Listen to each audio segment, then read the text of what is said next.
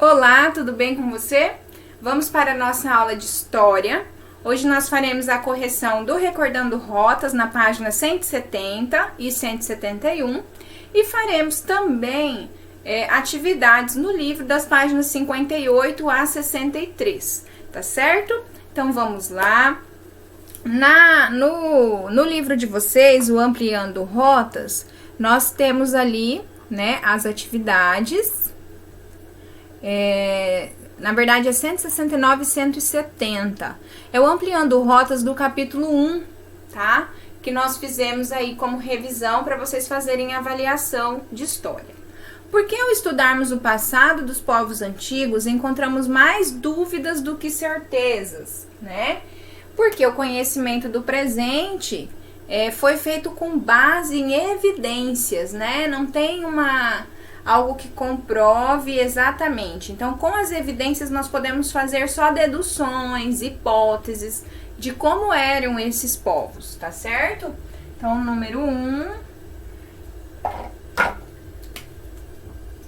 Porque os estudos são feitos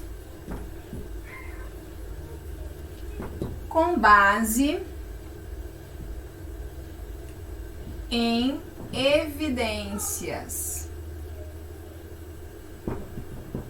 sendo possível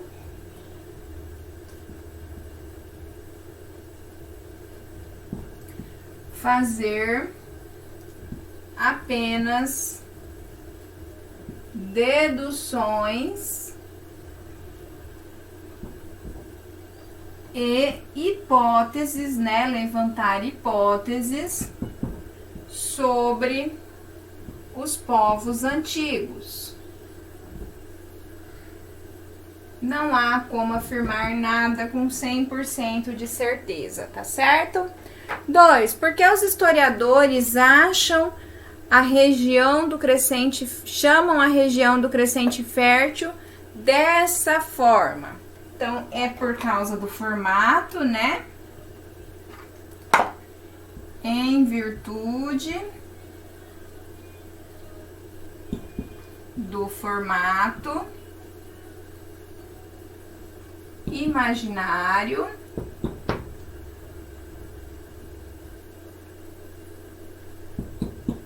de lua crescente, né?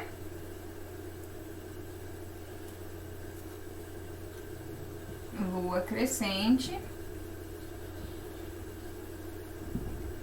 E também pela fertilidade da região, tá?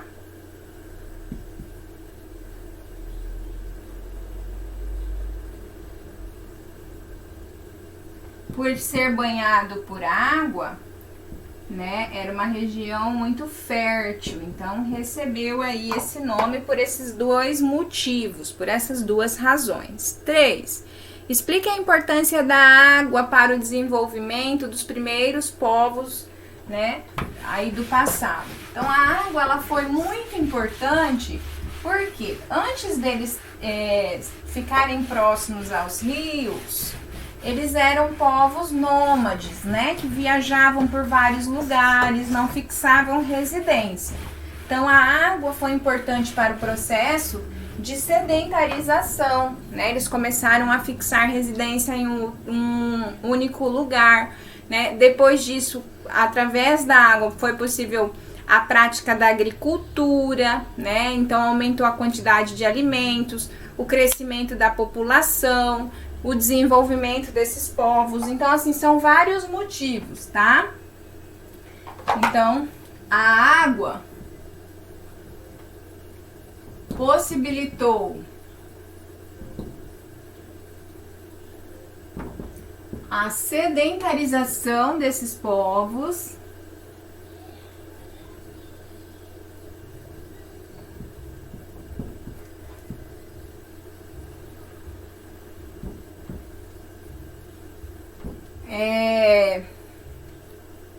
também a prática da agricultura,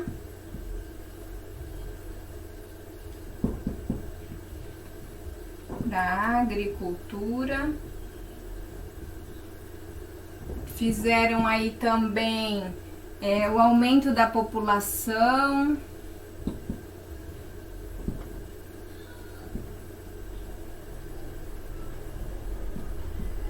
Maior variedade de alimentos, porque eles começaram a plantar, né? Entre outros pontos, tá? Né? Que você poderia ter colocado aí, tá certo? 4. Sobre os povos mesopotâmicos e africanos, marque X as opções corretas.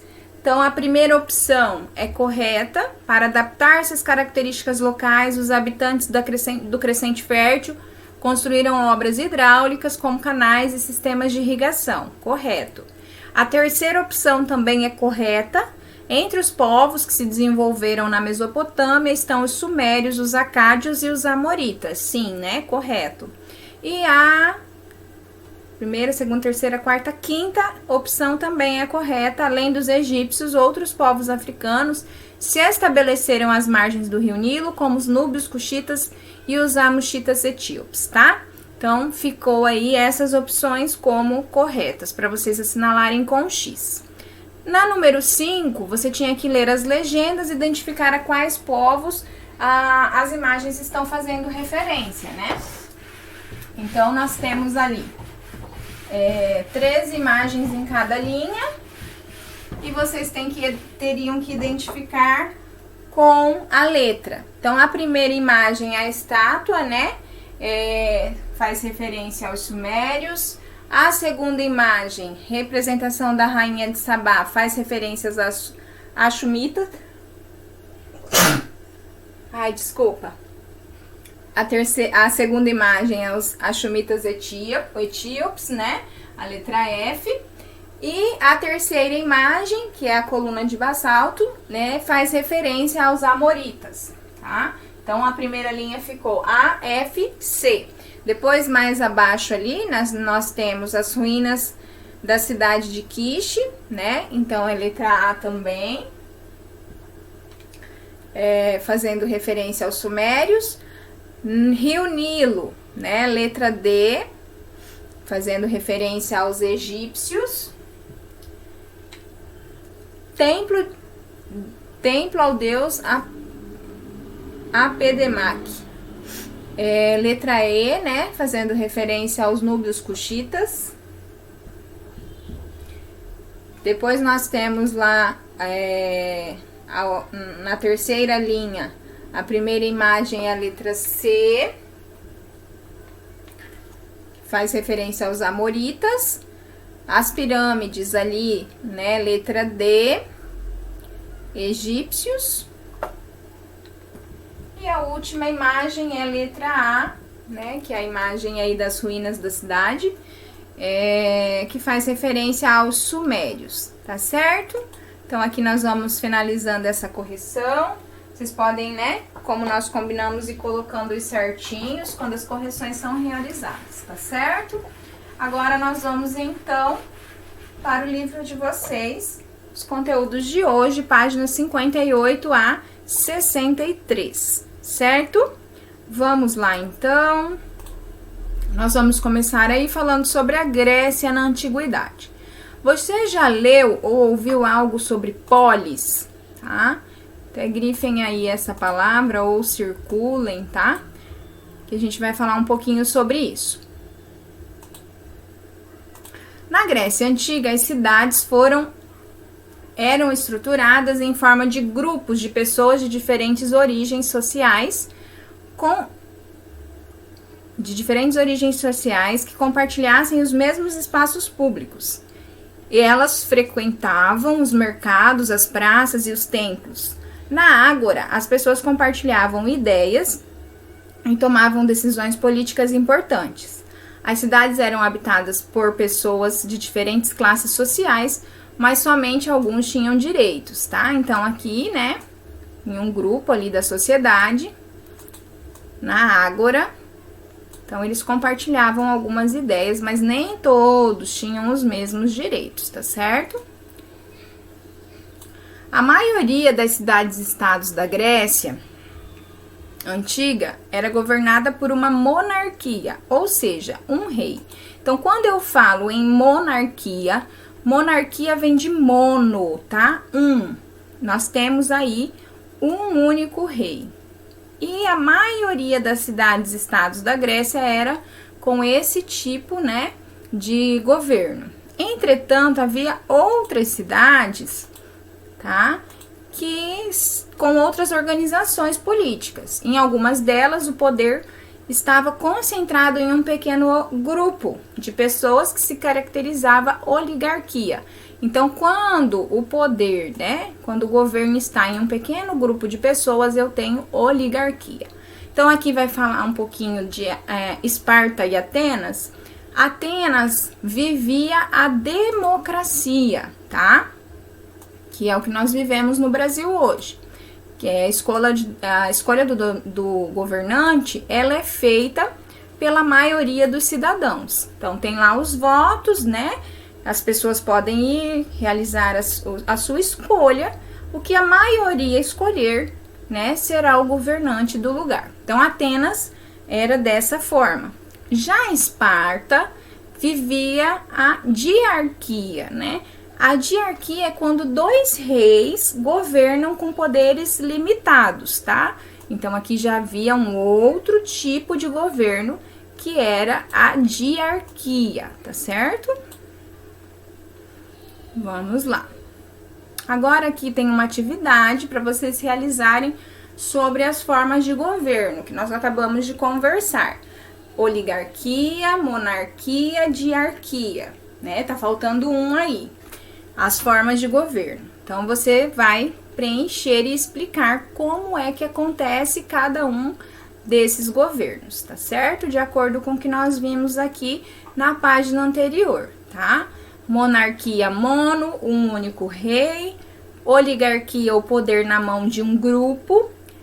Diarquia, dois reis com poderes limitados. E democracia, quando o povo escolhe o seu governante, tá certo? Número 2. Agora pesquise e identifique qual é a forma de governo adotada pelo Brasil nos dias atuais. Eu até já comentei com vocês, né? Número 3. Esparta e Atenas foram as duas principais cidades-estados da Grécia Antiga. Cite uma semelhança e uma diferença entre a organização política de cada uma delas e escreva a seguir. Reúna-se com seus colegas e reflita sobre o seguinte questionamento. Se em Atenas existia uma democracia, por que as mulheres e estrangeiros e escravos eram excluídos das decisões políticas? Em seguida, escreva suas conclusões. Por que você acha que esse grupo de pessoas não podia participar das decisões políticas naquela época, tá? Roma na Antiguidade. Como você estudou anteriormente, Roma foi uma das cidades mais importantes do mundo antigo. Cresceu de tal forma que se tornou um grande e poderoso império. Como o território romano chegou a se estender da Europa à África e ao Oriente, foram criadas áreas administrativas chamadas províncias, as quais contavam com a presença de representantes romanos. Durante o período da República, Roma e toda a sua extensão foram governadas por cônsules, tá? Então, aqui é um período, né, de um tipo de governo. Foram governados por cônsules, que era um cargo político, tá? Um cargo, o mais alto cargo político, na verdade. Os cônsules, eles eram escolhidos pelo Senado, que era um tipo de conselho composto por anciãos de famílias patrícias, tá? Então, assim, um grupo de anciãos. Anciãos são pessoas com mais idade, com uma experiência maior de vida, tá? Esse grupo de pessoas é que escolhia quem seria do Senado, tá certo? Quem seriam esses cônsules, na verdade. Eles eram o Senado, né? No sistema administrativo romano também havia questores, que administravam as finanças e a arrecadação de impostos, tá? Então, esse grupo era responsável pelas finanças, pela parte do dinheiro, da arrecadação. Os edes, que cuidavam da estrutura das cidades, como as ruas, as praças, os edifícios, e os pretores, que eram encarregados dos assuntos da justiça, tá? A parte jurídica, e os censores que faziam a contagem da população. Então, vocês veem aqui que cada um desses grupos era responsável pela organização de uma parte da política ou uma parte da sociedade, tá certo? Então, vamos grifar, tá? Conforme a tia vai grifando, vocês podem ir grifando também, né? Que é como eles organizavam a política, tá? Tô grifando até com cores diferentes pra você colocar o significado de cada um, tá certo? Aqui, ó, nós não grifamos, mas eu vou pedir pra vocês grifarem, tá? Cidade, território romano, né? E foram criadas áreas administrativas chamadas de província, tá? Então, província foram algumas áreas administrativas criadas, que são essas que nós estamos falando aqui. Os cônsules, os questores, os édios, os pretores, né? E os censores, tá? Agora, vocês vão realizar as atividades referente a esse conteúdo, né? Sobre Roma, ok? E depois a gente vem aqui falar um pouquinho sobre a atual organização política do Brasil, tá? O Brasil, atualmente, ele é uma república federativa, composta de 26 estados e o Distrito Federal. Tá? O Distrito Federal, sua capital é Brasília, tá? O Brasil é um estado democrático, né? Como eu falei para vocês no texto anterior, tá? Que é quando o povo escolhe quem vai ser o seu representante, né? Então, a gente tem a nossa política baseada no princípio da soberania popular, né? É o povo que decide quem vai cuidar aí, né, do país, quem vai ser o governante que vai tomar conta, né? Do país, do estado e do município, tá? Nós temos aí as instituições, né, elas são representadas por 3 poderes: o legislativo, o executivo e o judiciário. Nós vimos aqui anteriormente que Roma se organizava de uma forma, né? Eles tinham cônsules, questores, édios, pretores e censores. Cada um tinha sua responsabilidade na sociedade. O legislativo, o executivo e o judiciário também seguindo esse princípio de organização. O legislativo tem uma responsabilidade, o executivo tem outra e o judiciário tem outra. Então, vamos para a pesquisa. Pesquise quais as formas de governo praticadas no Brasil do momento em que os portugueses aqui se estabeleceram aos dias atuais. E demonstrem em uma linha do tempo no seu caderno. Então, o que você vai fazer? Você vai colocar lá, ó, os portugueses chegaram aqui em 1500, certo? E aí, hoje, nós estamos em 2020, certo? Em 2020, nós temos a democracia como forma de governo.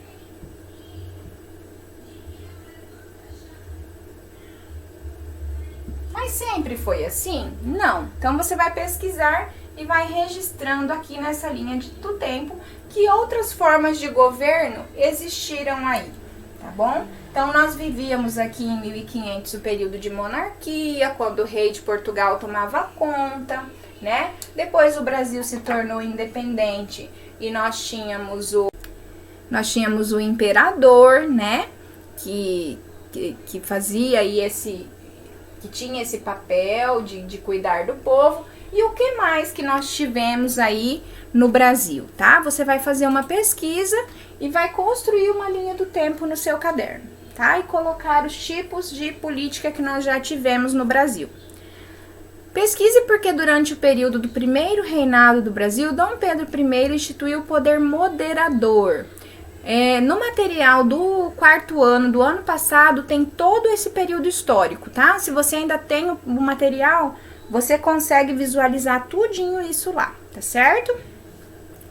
Na atualidade, como são escolhidos os governantes do país nas esferas federais, estaduais, municipais e distritais? Então, como que nós escolhemos os nossos governantes, tá? 4. As imagens a seguir apresentam sedes dos poderes legislativo, executivo e judiciário, né? Que até é conteúdo do 4º ano e vocês já viram esses 3 poderes, tá? Eles estão localizados em Brasília. Pesquise o nome dessas instituições, indique o poder que cada uma delas representa e escreva suas respectivas funções. Tudo isso vocês encontram no material do 4º ano, tá certo? E aqui tem um registro de viagem, tá? Você vai reler o texto do capítulo que fala sobre as cidades-estado e estado, tá? Com a intermediação do professor, converse com os colegas e depois explique a diferença entre cidade-estado, estado e estado. E escreva em seu caderno, tá? Então, você vai dizer aí, relendo o texto, o que é uma cidade-estado, o que é estado e o que é estado, tá? Pesquise e depois defina os conceitos a seguir. O que é república, o que é democracia, o que é poder executivo, o que é poder legislativo e o que é poder judiciário. Pesquise e descubra quem propôs a divisão política do governo em 3 poderes e qual a justificativa para essa divisão, tá? Sobre organizações políticas do mundo na atualidade, pesquise e depois liste 2 países da região continental que na atualidade têm um regime democrático.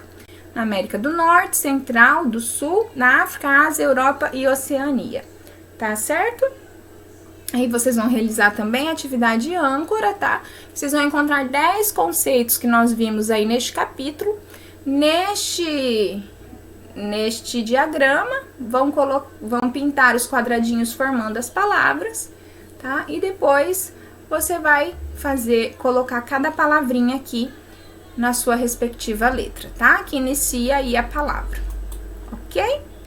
Por hoje é isso, tá? Façam tudo com bastante atenção, com bastante capricho.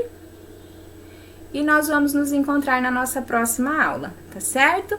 Fiquem com Deus e até mais. Tchau!